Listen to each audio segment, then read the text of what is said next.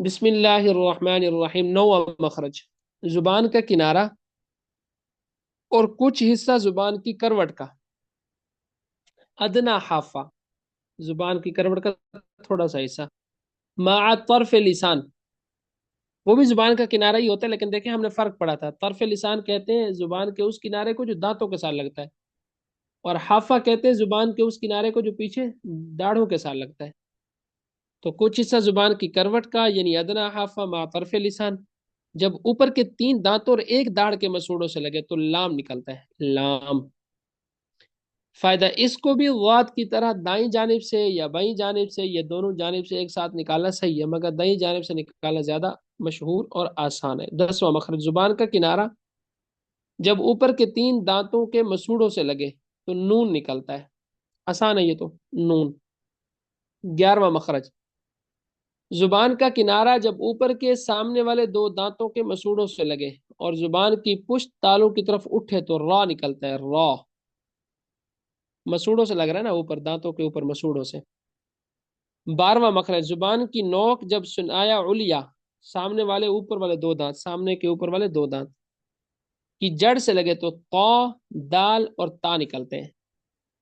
13واں مخرج، زبان کی نوک جب ثنایا علیا کے اندرونی کنارے سے لگے تو ذال، وا، ثا نکلتے ہیں۔ عام طور پہ وا اور واد، اس میں ہم فرق نہیں کرتے، اس میں ٹھیک ٹھاک فرق ہے کہ دیکھیں وال میں کنارہ جو ہے وہ زبان کا جو سامنے والا جو نوک ہے یہ ثنایا علیا کے ساتھ لگتی ہے، اور واد میں نہیں لگتی۔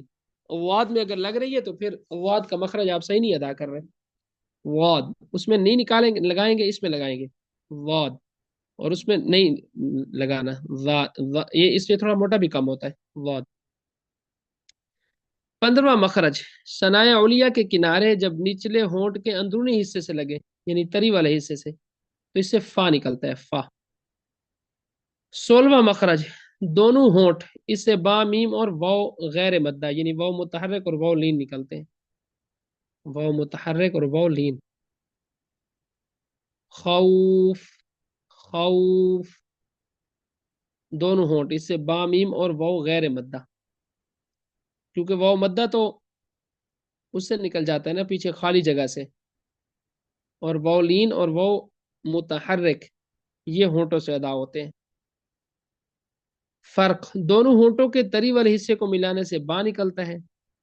اب فرق بھی بیان کر رہے ہیں، دونوں ہونٹوں کے خشکی والے حصے کو ملانے سے میم نکلتا ہے، اور آگے چل کر ہم دیکھتے ہیں تو دونوں ہونٹوں کے گول کرنے سے وہ نکلتا ہے۔ 17واں مخرج ہے خیشوم، ناک کی ہڈی، اس سے غنہ نکلتا ہے، ناک کی ہڈی اس سے کیا نکلتا ہے، غنہ، غنہ، خیشوم۔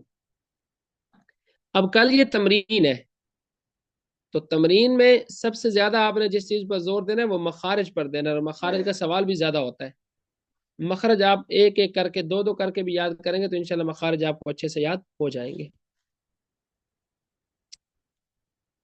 چلیں اس کو یہاں تک